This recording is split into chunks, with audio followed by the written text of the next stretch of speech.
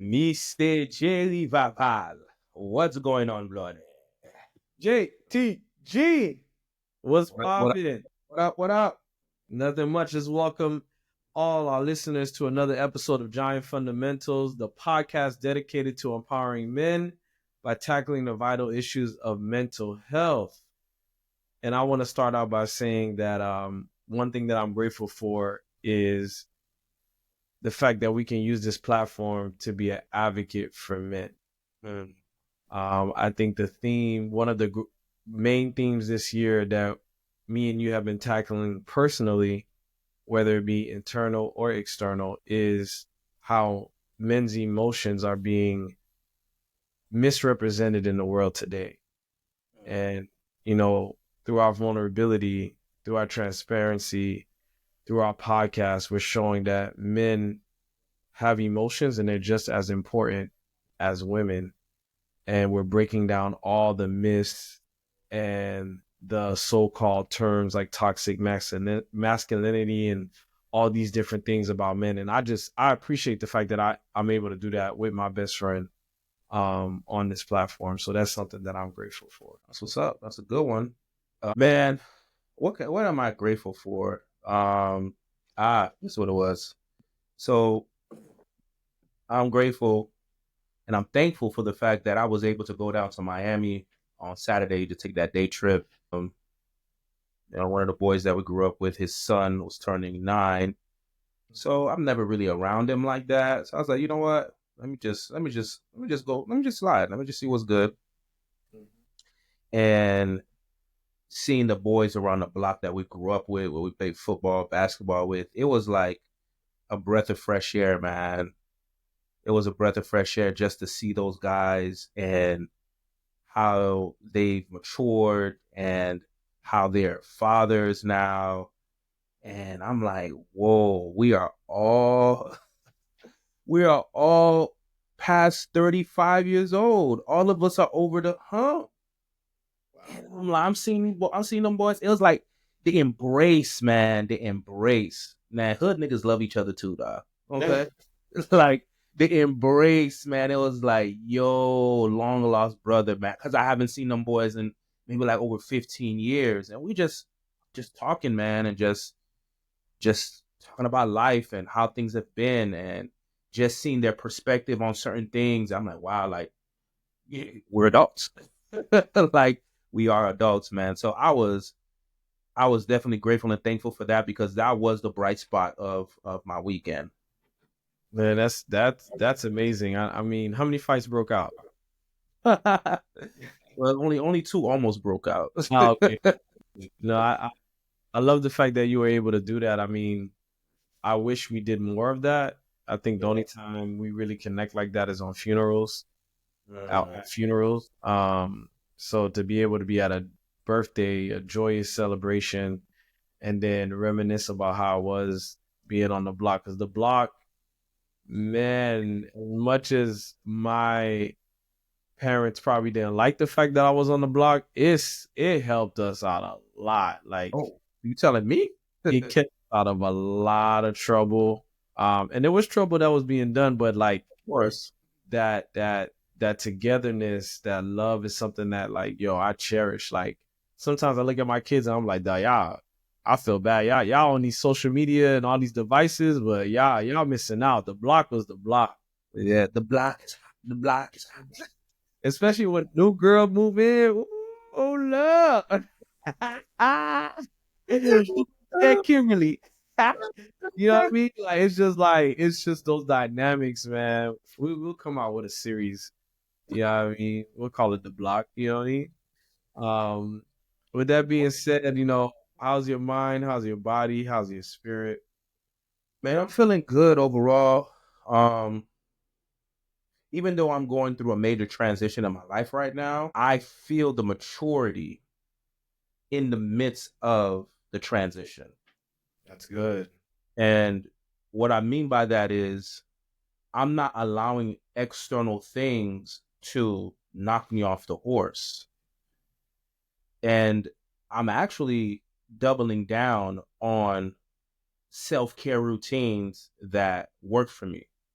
Mm-hmm.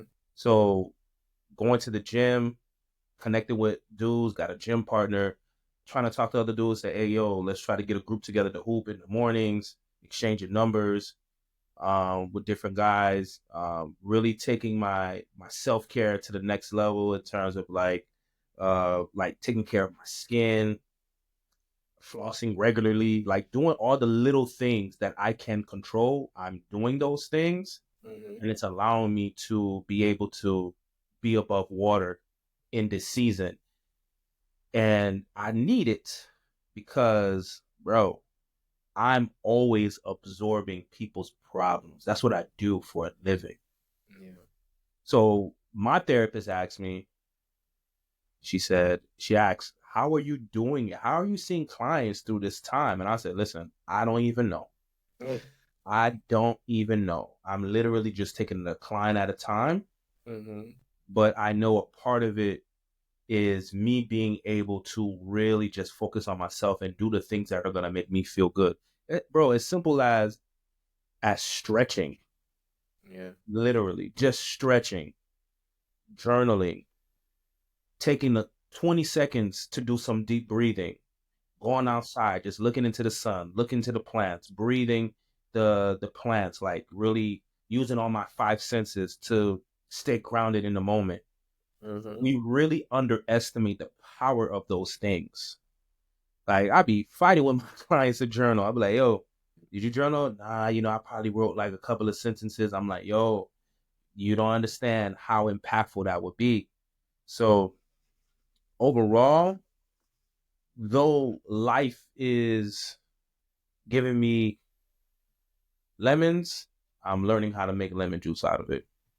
Yeah, and I love what you said about journaling because I know how intimidating it can be. Because sometimes you feel like you make it such a task where you feel like, oh, I have to stay on topic and I have to journal this specific thing. And there's no, man, I just journal. I let it come out. If you look at my journal, I got like 16 different topics going on at the same time, at the same time, but it allows me to have such a clear mind after I journal. And that's why I love doing it first thing when I wake up. And even doing it this morning and then going for a walk and then running, like I didn't feel the burden of life on me. I didn't feel Mhm. heavy. I was like, Yeah. oh, yay. Yep. I see what's up. Yep. I know what I need to do now, Exactly. you know? Yep. So what's our M&Ms this week? Give me some There's a candy. song um by the Careful Ones. As a group called the Careful Ones, and it's called Changes. And it's really just a hook. It just says, I feel the change is coming. It's coming. It's coming. I feel the change is coming. It's coming. It's coming. So let me sing it. I feel the change is coming. It's coming. It's coming. Try to do a little falsetto there. But that just that those lines, I would say, it just, for me, it speaks to me because of what I've been experiencing as the year started. Mm-hmm. And it's like I feel the anticipation of a change coming. And I strongly believe that that change is a great one. Mm-hmm. So I'm hopeful that the change is a great one. And we can look on both sides. No matter what is happening in life, change is constant. Yeah. So you could either believe that change is happening for the better or it's happening for the worse. It's all about how you want to perceive your situation. So, How did you find that song? man, it was actually I'm gonna send it to you. It's actually I was watching All American. You know how we do when we hear songs on shows, we're like, oh shoot. So I heard that song on the show All American a couple of seasons ago, and I was like, oh man. And then I just downloaded it, and I've been listening to it for the last couple of years. So Yeah. From what I hear, it's a good reminder to know that the change is coming. I know it's scary for a lot of people, like even in the job that I work with, I tell clients all the time, like, hey, like you're overreacting to the onset of change, right? Like you're creating new fears that might not even be there because you're afraid of the change. Yep. And embracing change is a skill set all on its own, you know? And that's why in therapy there's an actual diagnosis, I would say in mental health. It's called adjustment disorder. Yeah, it's just an inability to adjust to life. So you really have adjustment disorder when it's I think you need at least 6 months. If it's taking you at least 6 months to get used to something, to a new environment, it's adjustment disorder. But a lot of us have adjustment disorder though. Many people do. You don't even realize it. You go to a new job, you go to a new school. There's a lot of things that are transpiring internally that you have no clue what's happening. And literally, it's just your nervous system, your life force is really trying to get used to the change. So how do you fight? Man, I have so many questions because of that, because it's hard listening to your gut, right? And it's like, how do I determine my gut? How do I like break down what my gut is telling me? Because there's an uncomfortable feeling that I may feel from this change either coming or happening. So how do I know this is the change I should be making, or this is the change I shouldn't be making based on that feeling? Honestly, you just have to trust yourself. And that's where the element of faith comes into the picture. You just have to believe that whatever decision you make, that is going to work out for your good. I think a lot of times what we end up doing is we micromanage our decisions, like every decision. But I strongly believe now more than ever that what is for me will be for me. What is supposed to happen will happen. Mm-hmm. It doesn't, I can't think that, oh, because if I do this, then this is going to happen. That's the anxiety. That's the overthinking. That's the overanalyzing. And that's going to just keep you stuck. And I think a lot of us do that when we get into new environments or into a new season or a new reality. It's like we just start to think like, man, if I did this, if I did that, if I did this, then I would be here, I'll be there. And it's like, no, you're right where you're supposed to be. My therapist actually recently told me in our last session, she was like, you know, you develop the skill of being hypervigilant in order to survive your environment growing up. Right. And she said it has helped you get ahead, but in the same breath, it has helped you it has caused you to go backwards. It held you back. Yeah. And I'm like, dang, that's so true. It's like that one defense mechanism of being hypervigilant is literally doing two things. Is holding me back and it helped me push me forward. And that is what you're talking about in terms of like trusting your gut, because I'm so used to, or we all could be used to doing things a certain way. But then a lot of times what happens in life is if you're paying attention, life is telling you, yo, you can't operate that same way. You can't use those same tools anymore. They're not going to work for you in this season. But the challenge is your gut is connected to those tools. Right. So I feel like that's what you're talking about. It's like, yo, like, what should I do? That literally happened to me yesterday. But what I end up doing is I say, and this is how I ground myself. I said, look, I know I feel as if I want to do it this way, but I only want to do it that way because it's comfortable for me and it eases my anxiety. But guess what? I've been doing it this way for 39 plus years. Let me do it the other way. So that's like experiential therapy. It's like doing something differently than what you've always done. So do you allow yourself room to change your mind? Yeah, I allow myself. It's not. I wouldn't even say it's changed my mind. So let me give you an example. Let me give you an example. So you say, all right, I'm going with my gut and I'll do it this way. And then new information or new feelings come and you're like, well, I actually want to do it another way. Because I think a lot of times people feel like once they make that gut decision, they have to stick with it no matter what. For sure, yeah. And it's like, No, you can say, hey, I actually don't like that result, or Yeah. I was only making that decision based on that information, but new information came, Right. and I can pivot back, or I can pivot in another direction. For sure. I think a lot of us don't recognize, especially when you've dealt with some sort of trauma, we don't recognize that literally we are in charge of how our lives go.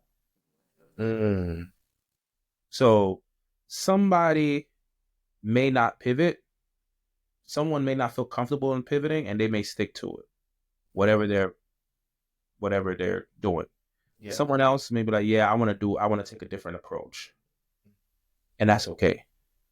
both are okay. Yeah, I think we just have to, I think at the end of the day, you just have to be comfortable and confident in the fact that this is your life and you can build it to however you want to build it. But I think for a lot of us, what the challenge is that uncertainty when you do things or where you possibly may do things differently, because you're stuck between a rock and a hard place. Because what you've always done has gotten you certain results, and you know if you do it this way, you're more likely to get the results that you're used to. Right. But you don't really want those results anymore. But those results, you know them. The certainty is comfortable. But in the same breath, it's uncomfortable because it's giving you something that you don't want. So now you have to go to the other side and be like, okay, I'm going to do opposite from what I've always done. But you don't know what's going to happen when you do opposite. So it's like, it's kind of like, I treat it like the pool. Like, oh, the pool cold. All right. I don't want to put my toe in it, nothing. I don't want to touch it. I'm just going to jump right in. Boom. Just jump in and then, let the chips fall where they may. You eventually warm up anyway, right? Right. Exactly. You get And used to it. exactly. And I like how you said we're in charge of our life and our life decisions, because that leads us to our main topic of control, right? How control is impacting a relationship and how to overcome it. So if you can go over, what are the 3 signs that you have a control issue? Well, first and foremost, there's way more than 3 signs, but I'm just going to give three for the sake 100%. of Yeah. the podcast, right? But I want to first even dive into why I chose this topic. Mm, And it's because I'm recognizing that us as men, we have a great challenge, a big challenge with control. yeah. And that control shows up in many different ways. But I know what we don't recognize is when you have an issue with control where you're trying to control everything and everyone around you and you're trying to dictate exactly what happens and what doesn't happen, that is a classic sign that you have anxiety issues. Well, I want to also bring this up, right? Because you're totally right. But we've been cultured a certain way, right? We're supposed to be leaders. We're men. We're supposed to be providing. We're supposed to be protecting. So there's a certain level of control that has become part of our skill set. And I'll give you an example. One of my friends, she's dating a guy and they went on a couple dates, but she got ghosted on the third date, right? And I was like, hey, I think you should let him know like how you feel about being ghosted on the third date or the lack of communication that's been going on. She said something like, well, no, I let men lead. It's up to him. He's the one that didn't reach out to me. And I said, man, you women in these gender roles, you got to relax because you don't know what he's going through.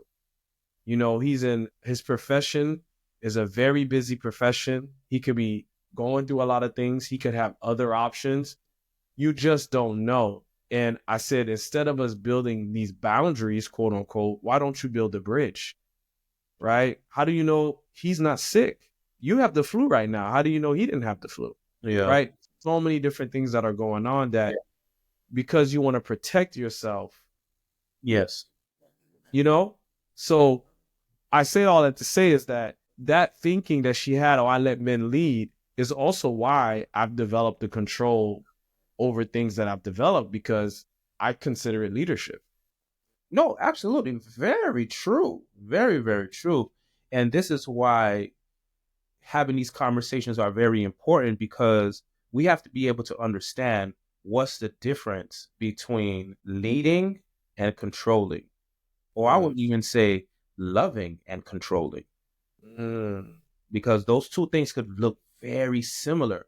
Like you think that you're doing all these things and you're paying the bills and you're making things happen, so on and so forth. You think that's showing love. You think that is you supporting your partner. But when your partner interjects and says, hey, we should do X, Y, and Z, or we should do this and that, we don't recognize that because we have the control, where we unconsciously think that we can dictate, or our perspective or our way of doing things is superior than our partners. So that's that's true. where, the control situation comes into the picture, but it could be mingled with love. So it's just being able to have these conversations to be able to see what's the difference between the two. And that's hard. Yeah. So, what are the three signs that you wanted to give for us to recognize that we have a control issue and that it's more controlling than it is loving? I would say one, the first one is a light one. It's a subtle one. Yeah. But if you struggle with delegating tasks, Oh wow. if you feel like no one can do things as well as you, and you take on too much, you start micromanaging everything, even in areas where you don't need to be involved, that's a control issue. But then I don't want to allow people the right to disappoint me. Well, you don't want to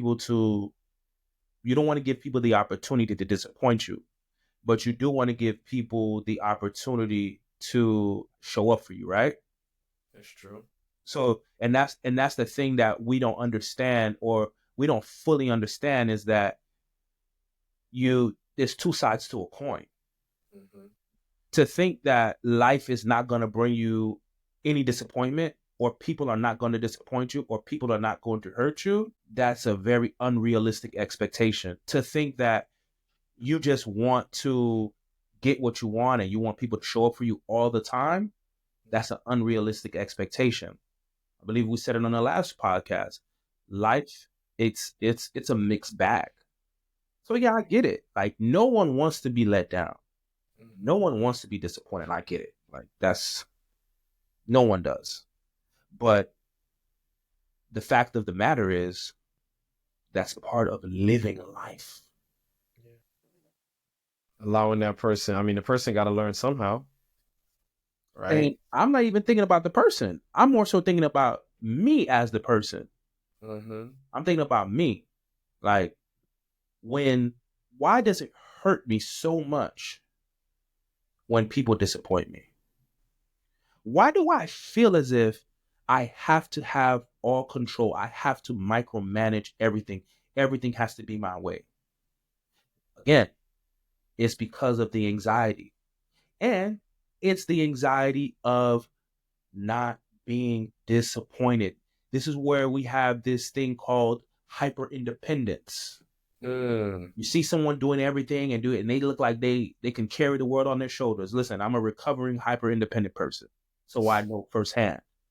right. You think that, oh, because this person's doing this and they're doing that, and they just look like they're a superhero. No, when someone is operating in hyper independence, when someone is operating in extreme control, when someone has to micromanage everything, they are wounded, they are hurt, and they're trying to do their best never to feel that disappointment, that abandonment, that neglect, that rejection ever again, by being hyper independent, by being controlling. No, that makes sense. What would you say is the second sign?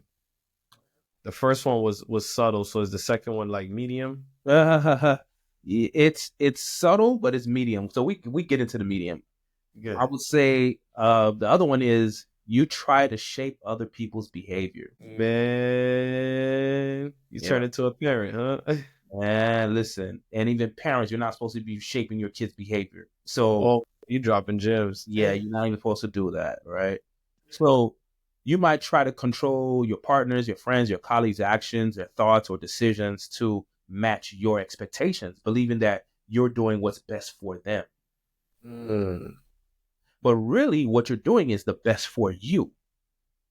Because again, like I said earlier, if you have the need, if you feel the need to control everything and everyone in every situation, control your environment at all times, you're trying to soothe yourself by doing that.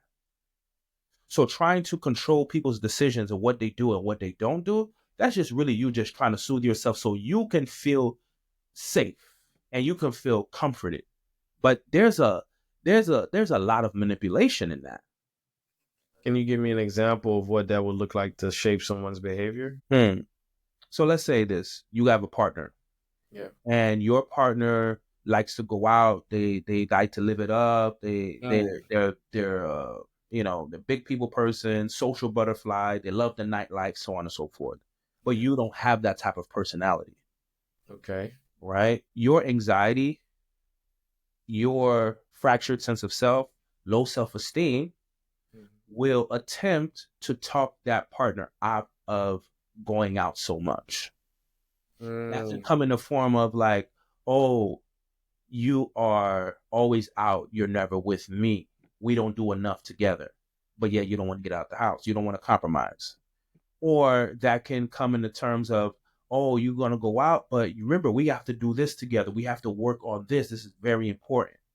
Mhm. So those are a couple of ways where you are trying to shape the person's behavior and impact the decisions that they make. So what you're doing is you are literally trying to make that person your pacifier. And the reason why I say that is because you're not comfortable when your partner is not with you. And the reason why you're not comfortable, it could be so many reasons. So I have a couple that I've been working with. And the husband, he's always blowing up his wife when she goes out. Yeah. Mind you, they don't even well, she doesn't even go out like that, but she's that type of person that likes to go out, chill with her friends.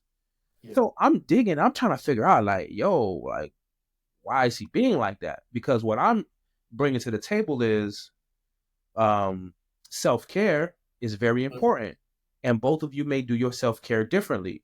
And she likes to go out and do her thing, hang out with her friends, but she was like, "Yo, I'm not. Honestly, I'm not even able to do that. I'm always with the girls all the time." Right. Kids. So as we're talking more about it, and I'm digging, asking more questions, it comes out that they both were in different marriages before they got together, and they were together while they were married. Mhm. So the way they got together created an insecurity in the man that makes him think like, oh, if she's out, what if she meets somebody else? Because that's essentially what happened with them. Okay. So he does things and he says like, oh yeah, you can't go out because the kids got to do homework. We got to do this or they got to do that. So he does that to kind of Keep her away. keep her, yeah, and really to soothe himself, to Love calm his herself. anxiety down. So it looks like he doesn't trust her. He's coming off as controlling, but the core of it is his anxiety that she's going to step out on him. And then he has his own skeletons in his closet with other women too. So that's Right. impacting how he is showing up in a relationship, projecting on her. Mhm. So, man, that's a we're gonna have to handle that on another podcast because that's a loaded. Because what comes to mind is how people say how you get together is usually how it's an old folklore tale like black people say how you get together is usually how you break up. Mm, But the reason why that can be true is because a lot of times we don't know how to heal from that guilt and shame of our past and realize that we are different people and good things can come from bad situations. But it's very true. that's Yeah, a whole nother podcast in itself, right? that's very true. So give us number three. You know what I mean? You went from, subtle, you went from raw to medium. Give me the well done. Give me the steak. 3. Mm-hmm. You feel the need to fix other people's problems. Oh boy. You tend to step in, try to solve problems for people, even when they haven't asked you for help. And you may feel discomfort or even frustration if they don't follow your suggestions. Mm. Always giving advice. Always giving advice. And this is what I call, for all my men out there, Yeah. the Superman syndrome. Mm. You're always there to save the day. You're always there to fix people's problems. Let me tell you something. If you are that guy that everyone is calling when they have issues, and you're always available at the drop of a dime, and you feel immense value or you feel valuable Mm-hmm. showing up for people all the time like that, and you don't create boundaries, you have a Superman complex. But the thing about Superman is that he has a weakness. Yeah. Like, Yeah.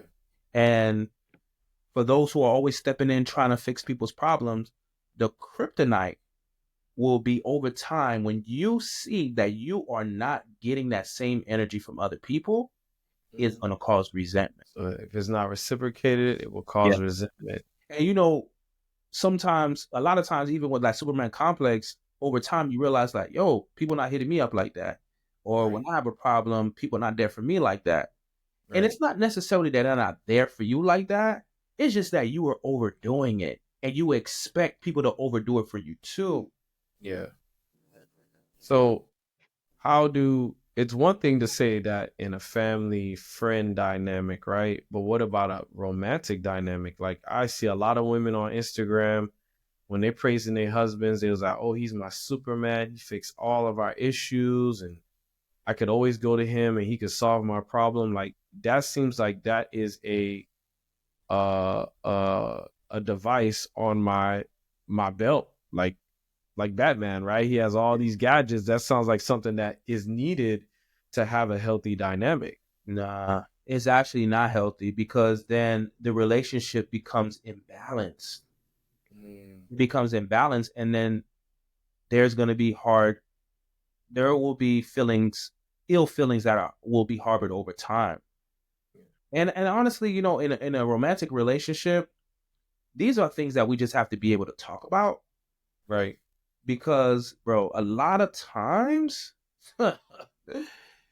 we don't need to do what we're doing. We don't need to do all of that.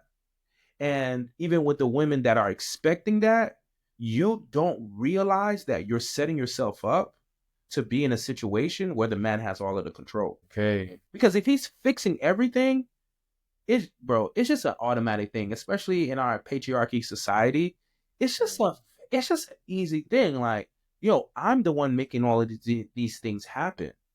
Yeah. So you just need to do that, and I'm going to continue doing this. You shouldn't have say in what's going on.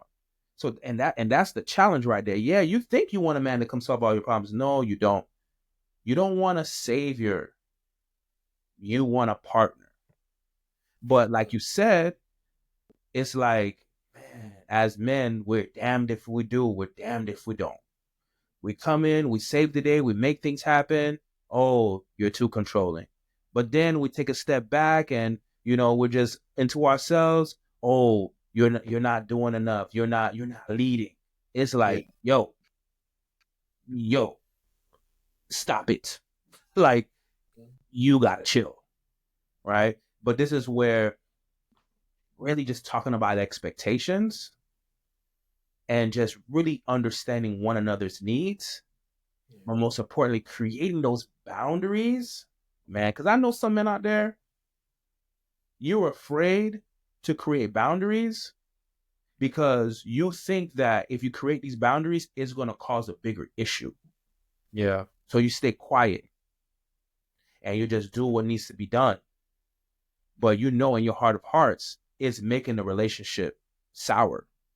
Yeah. And now you have these little microaggressions, or you being passive aggressive. And it's because you're not communicating how you feel, what you think, and you're not setting boundaries. So to close us out, how can men get in control of this controlling situation? Like how what's that mindset shift that needs to happen? Before I give that, let me give a bonus one. Okay, yes. This is good because it's for the podcast. It's, you have control issues when you avoid being vulnerable. Oh man, you're asking for a lot, Jono. You're asking for a lot, man. In the words of Chris Brown, these hoes ain't loyal. But listen, man, listen, you know, the thing is being vulnerable can feel like a loss of control. That's the thing. It does. It really Yeah. does. And you may have difficulty being open with your emotions, your thoughts, or admitting when you don't know something because that's you feeling weak, like you don't have control.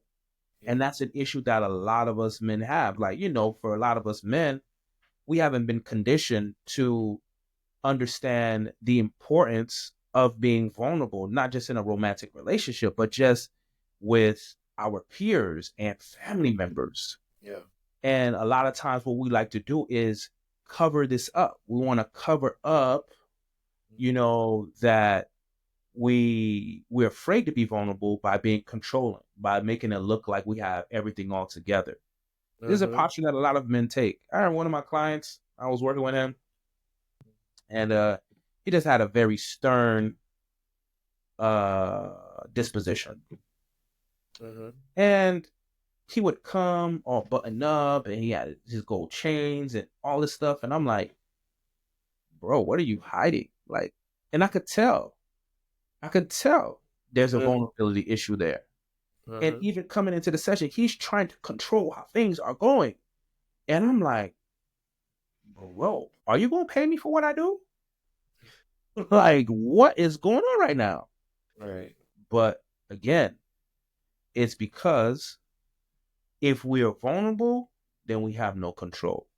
That's what we think. But in reality, when you are vulnerable, you actually do have control because you are actually expressing and communicating what's going on with you. That's you controlling how you feel. As you controlling what's going on inside of you.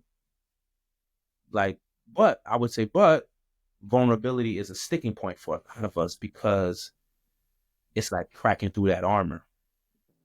Yeah, like you said, you have to let the chips fall where they may, right? Let them fall where they may, man. Did you have any other last remarks? Man, for all my men out there who have these control issues, I'm sure I've said certain things just now that have allowed you to see that. And what I want you to be able to do is just reflect on how it's impacting your relationships, whether it's with a partner, whether it's with your children, whether it's with your colleagues, your peers, so on and so forth. Because when we have this great need to control everything, all it's saying is that we do not feel safe in the world. Yeah. And if you don't feel safe in the world, that means you're not truly living in freedom and living the way that you want to live. Right. And in order to get past that, in order to get over that, you got to start relinquishing control and do it with the people. You first start with the people that you love most. And then you start to analyze like, okay, how did that make me feel when I allowed this person to do that? And I would strongly suggest that just Google feelings wheel, because I know for a lot of us men, we can't put a name to how we feel. Right. Download the feelings wheel. You see the feelings wheel, you'd be like, oh man, okay, I'm anxious. Okay, I'm anxious and I'm trying to stave off disappointment. Oh, I'm fearful. This is what this situation made me feel. And then now you start to look at the situation like, but what really did happen when I relinquished control? Nothing. And don't let these women call you a narcissist. Tell them it takes one to know one. All right? Me and bro, I love you, man. I love you too, bro. Until we pod again. Thank you so much for joining us. And remember, the man that says he can and the man that says he can't are both right.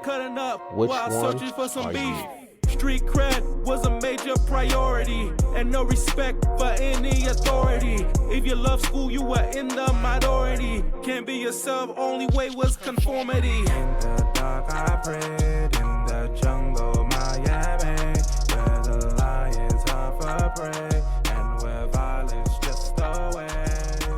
In the dark I prayed.